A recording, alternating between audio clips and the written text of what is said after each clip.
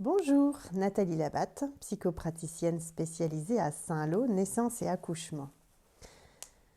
J'avais envie de te parler de la différence qu'il peut y avoir entre le vécu de la mère lors de l'accouchement et le vécu du bébé. Par exemple, vécu de la mère. J'étais tellement heureuse, tellement en joie, j'avais une énergie de dingue et je sautais pour que tu viennes. J'avais envie de te rencontrer super vite et j'y allais avec mon corps et j'y allais avec ma voix. Je descendais les escaliers, je faisais un petit peu de pieds comme ça, mais j'avais envie, j'avais envie. Vécu du bébé. Mais qu'est-ce qui se passe ? Qu'est-ce qui se passe ? Moi, j'étais dans ma bulle, là, jusque-là, j'avais une bulle, je touchais les parois, c'était doux, c'était tiède, j'entendais le battement régulier, ça me rassurait. Oh, parfois, il y avait des bruits comme ça qui survenaient, qui me faisaient sursauter, mais toujours, il y avait ce battement de fond qui me rassurait. Il y avait une lumière un peu tamisée, et puis à un moment donné, j'ai senti, ça s'est mis à se presser comme ça autour de ma tête, très fort, ça compresse, puis c'est venu comprimer mes épaules, et puis mon thorax, mon abdomen, mon bassin, mes jambes, mes pieds, toutes moulées. Puis après, c'est reparti, les pieds, ça s'est détendu, les jambes, ça s'est détendu, le bassin, le thorax, l'abdomen, la tête s'est détendue. Bon, j'ai retrouvé ma bulle. Et puis ça a recommencé. Ça m'a moulé la tête, le haut du corps, le bas, jusqu'aux pieds. Puis c'est resté comme ça, j'étais toute comprimée, j'étais pas bien, qu'est-ce qui se passait ? Et puis c'est remonté, ça a relâché au niveau des pieds, puis le bas du corps, et puis le haut du corps, et la tête, ça a relâché. J'ai retrouvé ma bulle. Et ça a recommencé, plein de fois, et ça s'arrêtait jamais. Mais puis je comprenais rien. C'était interminable. Et puis à un moment donné, j'ai senti au niveau de ma tête, ça commençait à presser, là. Il y avait un truc dur contre ma tête. Et puis même, ça commençait à s'ouvrir un peu autour de ma tête. Donc là, je me suis dit, tiens, bah là, il y a quelque chose, il y a une porte de sortie qui s'ouvre, il y a quelque chose là. Donc je commençais à me dire, bon, bah peut-être je peux y aller, mais c'est dur, hein, c'est pas confortable. Hein.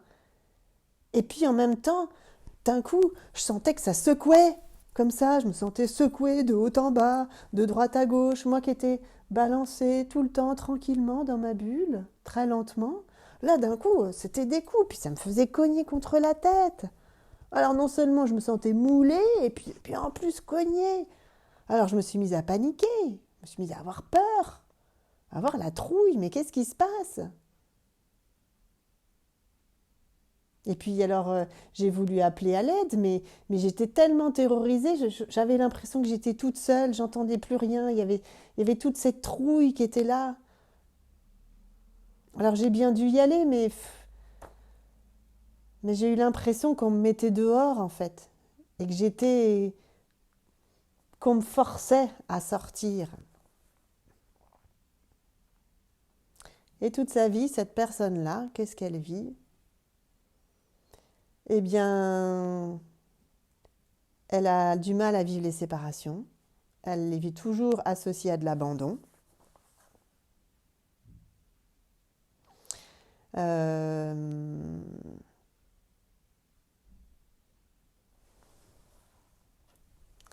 C'est-à-dire qu'elle subit les séparations. Hein. On me sépare. C'est pas moi qui décide de me séparer.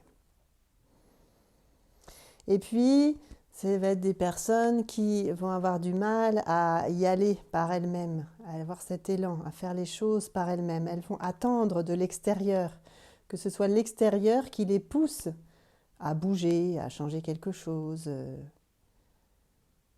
Le risque, si elles y vont par elles-mêmes, c'est qu'elles se retrouvent toutes seules. Ça, c'est le risque qu'elles imaginent, bien sûr, c'est du vécu. Hein. Elles ont peur de ne pas trouver quelqu'un qui les aime. Il y a aussi la peur de ne pas être assez forte, hein, comme ce bébé qui... mais moi, je suis trop petite pour vivre ça, je ne vais pas y arriver. Il y a la peur aussi de se perdre, si j'y vais. Je vais me perdre. Qu'est-ce qui m'attend de l'autre côté? J'en sais rien, je vais me perdre. Donc tout ça, c'est des vécus qui laissent une empreinte forte, mais ça se transforme. Ça se transforme, voilà. Déjà, il y a à regarder, on voit bien la différence de vécu entre les deux, entre la mère et le bébé. La mère avait de l'amour pour son bébé, mais qu'est-ce qui se passe pour le bébé? Le bébé est tellement pris par ses propres peurs et sa propre souffrance qu'il se coupe de cet amour, il ne le reçoit pas. Et donc, ça lui laisse une empreinte de solitude et d'abandon. Et donc, une des clés, bah oui, c'est d'essayer de recevoir de nouveau, de réaliser que, bah non, j'avais de l'amour, il y avait de l'amour qui m'attendait. Donc, si ça t'interpelle, si ça résonne, tu peux connecter avec moi. Voilà, soit juste pour m'apporter ton témoignage ou pour venir transformer ça. Parce qu'effectivement, ça se transforme, d'autant mieux qu'on est accompagné, bien sûr, dans ce cas de figure très précis. Voilà. Donc avec grand plaisir, tu peux prendre un échange avec moi déjà pour connecter avec moi. Il y a le lien Calendly ou par message privé. Allez, à bientôt.